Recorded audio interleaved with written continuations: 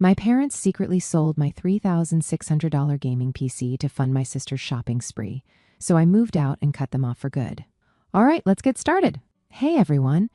I don't usually post stuff like this, but I need to vent because I'm still fuming over what went down a few months ago. A bit about me first. I'm 22, and I've been into gaming and PC building for as long as I can remember. It's not just a hobby, it's been my passion since I was a kid.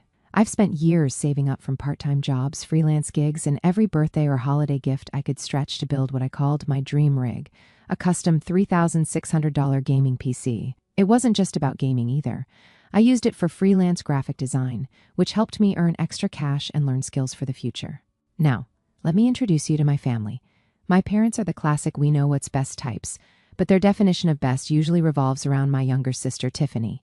Tiffany is 18 and has always been the golden child. If you've ever met someone who thinks the world revolves around them, that's her. She's all about designer clothes, expensive shoes, and anything trendy. And my parents? They bend over backward to make sure she has everything she wants, even if it means stepping on me to do it.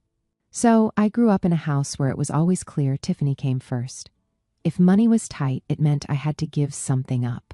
My mom would say things like, "You're older, you can handle disappointment better," or "You're a boy, you don't need as much." I got used to it and figured, whatever, I'll just work hard for what I want. I didn't resent Tiffany. I just focused on my own goals and stayed out of their way. Fast forward to a few months ago. It was a regular Saturday. I'd been out with my friend Ethan. He's my best buddy and the guy I game with the most. We were talking about the next big gaming tournament we wanted to join and even brainstorming strategies for how we'd dominate. I got home that afternoon, ready to hop on my PC and start practicing. But when I walked into my room, there was the surprise. My desk was empty. My PC, my monitor, my peripherals, everything was gone. For a second, I thought I'd been robbed, but nothing else in the house seemed out of place. I ran downstairs to find my parents sitting in the living room, casually chatting over coffee like it was just another day. "Hey, where's my computer?" I asked, trying not to freak out. Mom glanced at me, not even remotely bothered. "Oh, we sold it." I stared at her, trying to process what I just heard. "You what? Sold it? What do you mean you sold it?" Dad sighed, like I was being dramatic. "Your sister needed new clothes for an event. We didn't have the money, so we sold the computer. It was just sitting there." "Just sitting there?" My voice got louder. "That computer wasn't just sitting there. I worked for years to build it. I use it for my freelance work. Don't you get that?" "Don't take that tone with us," Mom snapped. "We're your parents, and we did what was best for the family. Tiffany has an important event, and you can always save up for another computer." I couldn't believe what I was hearing. Save up for another one? Do you even understand how much time and effort went into building that PC? And what about my work? How am I supposed to meet deadlines now? And what is this event for Tiffany that's more important than my computer? Dad, in full dad mode, waved me off. "Freelance work isn't a real job anyway. You spend more time playing games than working." They always said that, and I didn't care. Gaming was part of my life, sure, but that PC wasn't just for fun. It was how I earned money and built something entirely my own. The fact that they couldn't see that, or didn't care, was like a slap in the face. I stormed back to my room, but I couldn't calm down. I texted Ethan to tell him what happened. He was just as shocked. "Dude, that's insane. They didn't even ask you first?" "Nope," I replied. "Just sold it for Tiffany's stupid event." "She's so spoiled, man," he said. "You should have hidden the PC or something." Hindsight, right? But at that moment, all I could think about was how years of effort were wiped out in an instant, and no one in my family seemed to care. That night, I decided to confront Tiffany. I walked into her room, and there she was, spinning around in front of her mirror in one of her new dresses. "Do you even know what Mom and Dad did to buy you all this stuff?" I asked, leaning against her doorframe. She barely glanced at me. "What are you talking about?" "They sold my computer, my $3,600 gaming rig, gone, just so you could have your designer haul." She shrugged, still admiring herself. "So, it's just a computer. You can always build another one." I couldn't believe her indifference. That wasn't just a computer, Tiffany. It was years of saving, working, and building. It was my livelihood. "Not my problem," she said with a smug grin. "It's not like I told them to sell it." She paused for a second, her tone turning defensive. "Besides, it's not my fault they thought it was a good idea. They're the ones who actually sold it, not me." Her words made my blood boil. "You mentioned it, didn't you? You knew exactly what they'd do, and you let it happen." Tiffany rolled her eyes, like I was being dramatic. "Oh, please. Don't act like I control what Mom and Dad do. If they sold your precious little computer, it's because they thought it was the best choice. That's on them, not me. I stood there, staring at her. I couldn't believe how heartless she was. She paused for a second and added, "Maybe if you weren't so obsessed with your little games, you'd understand what's actually important. I have an image to maintain. You're just sitting in your room playing video games all day." I walked out before I said something I'd regret. Talking to Tiffany was pointless. She didn't see the problem because she'd never had to work for anything in her life. Everything she wanted was handed to her on a silver platter, and my parents were happy to keep it that way. Over the next few days, things at home were tense. My parents acted like nothing had happened, while Tiffany paraded around in her new clothes. Every time I thought about how casually they decided to sell something so important to me, my frustration grew. Ethan kept checking in, trying to keep me grounded. "You gotta do something, man. Don't let them get away with this." And yeah, he's right. I couldn't just sit back and let them treat me like a doormat. But I also kept thinking about sucking it up and ignoring it. I truly don't know anymore. Do you guys think I'm overreacting? If my parents thought they could walk all over me, they were about to learn otherwise. The days that followed were rough. I could barely look at Mom and Dad without feeling like my blood was boiling.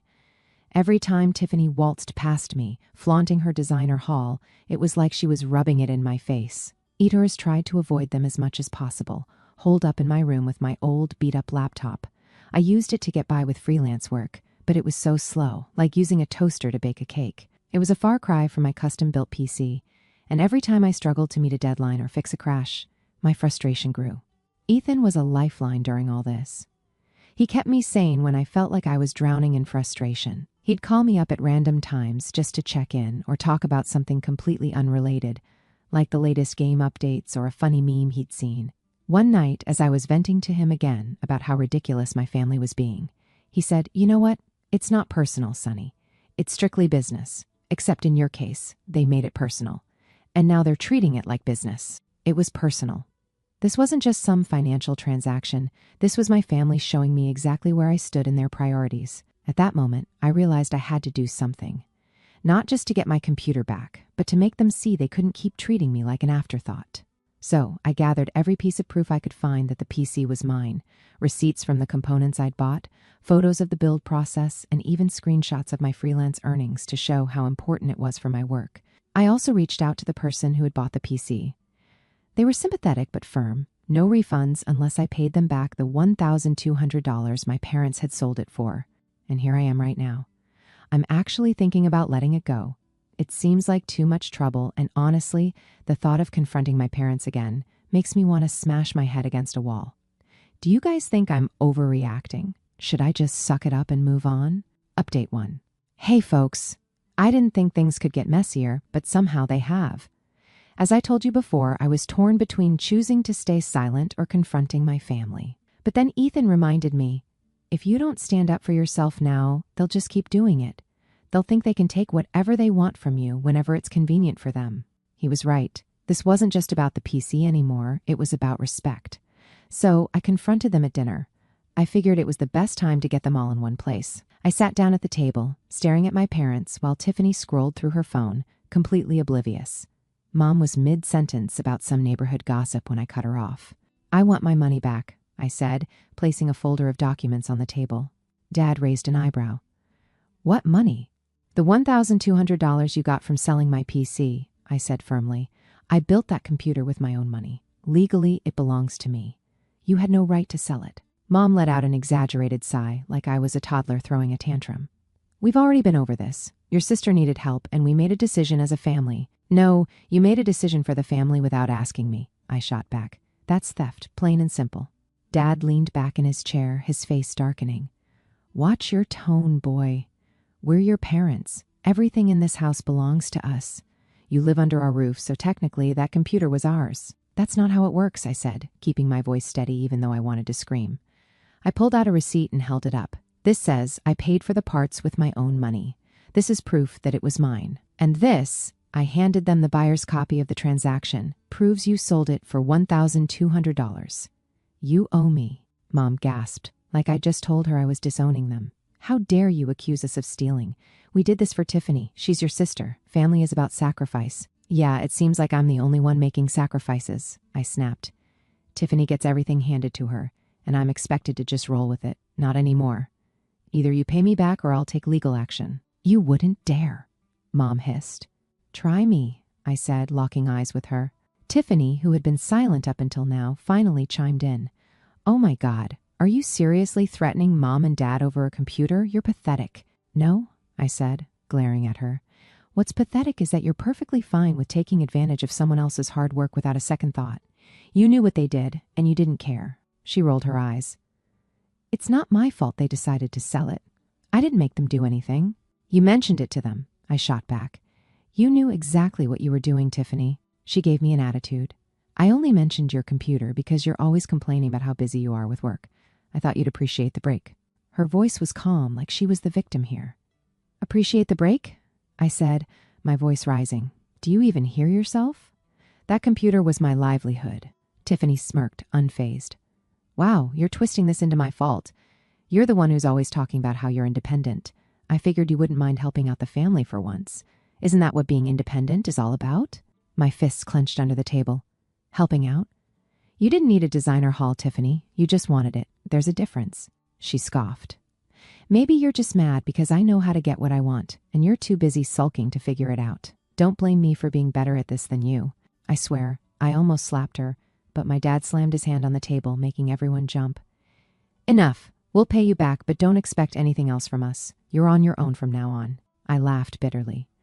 I've been on my own for years. The difference now is I'm done letting you take advantage of me. The next day, they handed me $1,200 in cash, their faces tight with anger. I took the money without a word. It wasn't a victory, but it was a step forward. I contacted the buyer again, and they agreed to sell the PC back to me for the same price. Picking it up felt like getting a piece of my identity back. But as much as I loved having my rig again, I now knew things wouldn't go back to the way they were. My parents and Tiffany aren't going to change, and I can't keep living under a roof where I'm treated like a second-class citizen. It's time to figure out my next move. I'm honestly thinking of moving out. Is it a good idea, or am I putting myself in more trouble? Update 2. Hey again. So after my last update, I started brainstorming ways to get out. I knew moving out wasn't going to be easy. I didn't have a huge savings cushion, and rent wasn't cheap, but I had my freelance work, and I was determined to make it work. I called Ethan. He'd been my sounding board through this whole mess, and I knew he'd have ideas. Dude, you need to get out of there, Ethan said as soon as I told him my plan. You can crash at my place for a bit if you need to. Thanks, man, but I think I need my own space, I said. I've been living under their thumb for too long. I just need to figure out how to swing it financially. Ethan was silent for a moment, then said, What if you double down on your freelance stuff? You're good at it, and there's definitely demand out there. You could even start streaming again. He wasn't wrong. I'd dabbled in streaming before, but life had gotten in the way. Now, with my PC back and a fire lit under me, it seemed like the perfect time to give it another shot. That night, I started researching apartments. My budget was tight, so I focused on small studios or shared housing. After a few hours of scrolling through listings, I found a tiny place a few miles away. It wasn't much, a single room with a kitchenette and a bathroom, but it was within my price range and close enough to town that I wouldn't feel isolated. I reached out to the landlord, who agreed to meet me the next day for a tour. When I walked into the apartment, it hit me how real this was becoming. The place was bare bones, but I wanted it. I signed the lease that same day and felt a weight lift off my shoulders. The next challenge was packing up my life without tipping off my family. I wasn't planning on making a dramatic exit, but I also didn't want to give them a chance to guilt-trip me into staying. Over the next week, I slowly started moving my stuff out. I'd take a box or two at a time and stash it at Ethan's place until I was ready to make the final move. Meanwhile, I dove headfirst into freelancing and streaming. I updated my portfolio, reached out to past clients, and even started advertising my services on forums and social media. The response was better than I expected, and within days, I had enough work lined up to cover my first month's rent. As my move-out day approached, I started avoiding my family as much as possible. Tiffany didn't seem to notice. She was too busy flaunting her latest designer bag on social media. My mom and dad, on the other hand, seemed to sense something was up. They started dropping little comments at dinner like, "You've been awfully quiet lately," or "You should let us know if you're planning anything big." I brushed them off with vague answers, but I could feel their eyes on me. The final straw came 2 nights before my move. I was in my room, packing up the last of my gear, when my mom knocked on my door. "Can we talk?" she asked, stepping inside before I could even answer. "I don't really have anything to say to you," I muttered, shuffling papers on my desk. Just hear me out, she said, sitting on the edge of my bed like everything was normal. You have to understand, we didn't sell your computer to hurt you. Tiffany mentioned it when we were trying to figure out how to help her. She said you didn't use it that much anymore and that it was worth a lot of money. We thought maybe it was a good idea. I turned to face her, my jaw tightening. So, you're saying this was Tiffany's idea? She sighed, looking almost guilty. Not exactly, but she suggested it, and we thought she made a valid point. You've always been so independent. We thought you'd understand. Her words made my stomach churn. Tiffany had planted the seed, and my parents had just run with it. You thought I'd understand? I said, my voice sharp. Understand that you sold something I worked years for because Tiffany wanted a new wardrobe? Mom flinched but didn't respond. Instead, she stood up and left, as if her half-hearted explanation was supposed to make it all better.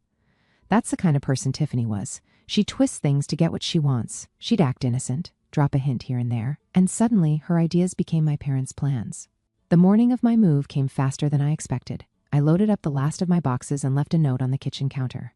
It wasn't dramatic, just a few lines explaining that I needed space and time to focus on myself. I didn't want a confrontation, and I knew if I tried to explain in person, they'd just try to guilt me into staying. Ethan met me at the apartment to help me unload. As we set up my PC in the corner of the room, I felt a sense of freedom I hadn't felt in years. That night, I went live on my streaming channel for the first time in months. The viewer count was small, but it didn't matter. I was in my own space, doing something I loved. This is how things have unfolded lately. I have a bit of a weird feeling, but I'm trying to push through it. If anything pops up, I'll post an update. Final update. Hey, everyone. Here's an update on how things have been since I moved out. I thought leaving would be the end of the drama, but boy, was I wrong. One day after moving out, I had freelance gigs to tackle and a streaming schedule to figure out. But there was a nagging thought I couldn't shake. Would my parents even care that I'd left, or would they just write it off as me being dramatic? I didn't want validation from them. I'd long given up on that, but part of me still wanted to know if they'd even noticed I was gone. By mid-afternoon, I got my answer. Mom called me. When I didn't pick up, she left a voicemail. You could have at least told us you were leaving, she said. Your father and I are very disappointed in how you handled this. Family is about sticking together, not running away. I deleted the voicemail without finishing it. A few minutes later, Dad tried calling, but I ignored him too. Then came the text barrage. Mom started with, "You've really hurt your mother," followed by, "We've always done what's best for you." Then Dad chimed in with a classic, "You're being reckless." I put my phone on silent and went back to work. I wasn't about to let their guilt-tripping derail my day. But that evening, as I was setting up my stream, a new message popped up, this time from Tiffany. "You left? LOL. Guess you couldn't handle it. Anyway, Mom's freaking out, so you might want to call her before she has a meltdown." It was such a textbook Tiffany response that I didn't even bother replying. Instead, I focused on my stream. I was starting to get a small but supportive group of regular viewers, and the sense of community they brought was something I hadn't realized I needed. People who actually appreciated my skills, who showed up just to hang out and watch me do what I loved. It was refreshing. The next few weeks were a mix of progress and lingering frustrations. On one hand, my freelance gigs were picking up, and my streaming audience was slowly growing. On the other hand, my parents wouldn't stop trying to reel me back in. The texts kept coming, alternating between guilt trips and outright anger. "You're turning your back on your family," Mom wrote one day. "Tiffany's upset too. Don't you care about how your actions affect us?" Tiffany upset? That was rich. She'd barely acknowledged me when I lived there unless she needed something, and now I was supposed to believe she cared. I ignored the texts, but they left a bitter taste in my mouth. One evening, Ethan came over to hang out, and he brought it up. "So, have your parents calmed down yet?" "Nope," I said. "They're still texting me like I owe them an explanation. Classic guilt play." "You think they'll ever let it go?" he asked. "Probably not," I admitted, "but I'm not going back. Living there, it wasn't healthy. They don't respect me, and they never will." Ethan gave me a knowing look. "Yeah, but have you told them that?" I paused, realizing he had a point. I'd been ignoring them, but I hadn't actually confronted the root of the problem.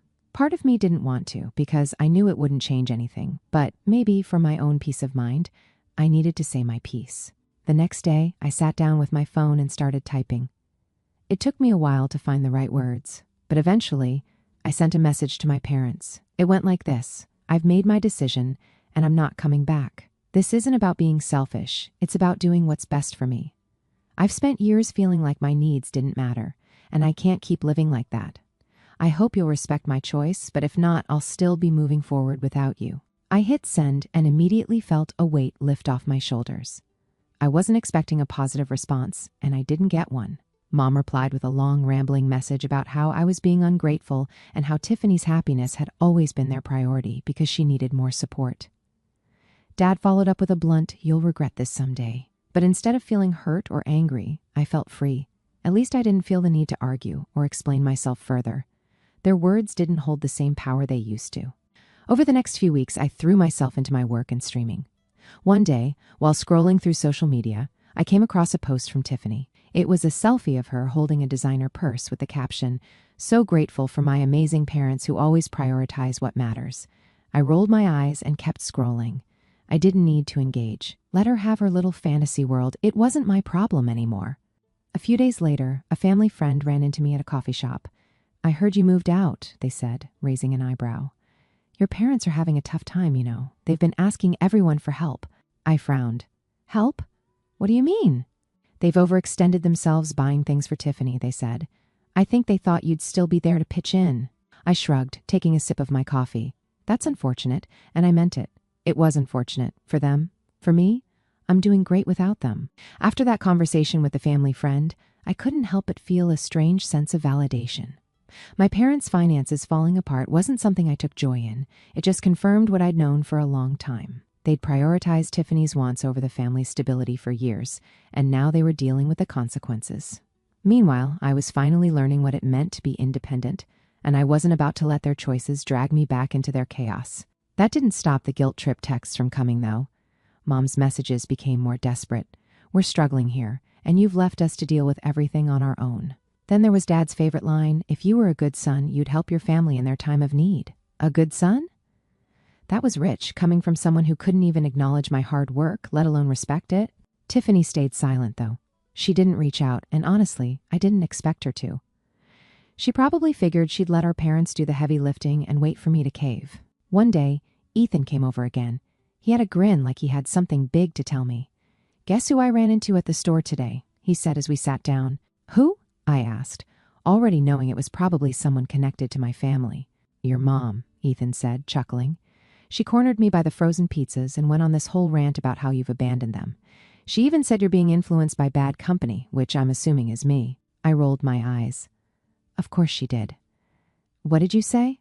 "I told her you're doing great, and maybe if they respected you more, you wouldn't have had to leave," Ethan said, smirking. She didn't take it well. I laughed, but inside it stung a little. Not because of what Mom said. At this point, I was used to her dramatics, but because it was another reminder of how little they understood me. They weren't upset because they missed me. They were upset because they'd lost control. A few days later, Mom sent another text, this one different from the others. "Your sister's birthday is coming up. We'd like you to come home for dinner. It would mean a lot to her." I stared at the message for a long time. Part of me wanted to believe this was their way of extending an olive branch, but I knew better. It wasn't about reconciliation. It was about appearances. They wanted to play happy family for a night, and I was supposed to pretend everything was fine. I showed Ethan the text, and he shook his head. "Don't do it, man. They're just going to pull you back into their drama." "I know," I said, sighing. "But if I don't go, it's just going to give them more ammo to say I'm the bad guy." "Who cares what they say?" Ethan shot back. "You're not living your life for them anymore. You don't owe them anything." He was right, of course. Deep down, I knew that. But saying no to my family, even after everything, was harder than I wanted to admit. So I did something I hadn't done since I moved out. I called Mom. When she picked up, her voice was dripping with fake warmth. "Oh, honey, it's so good to hear from you."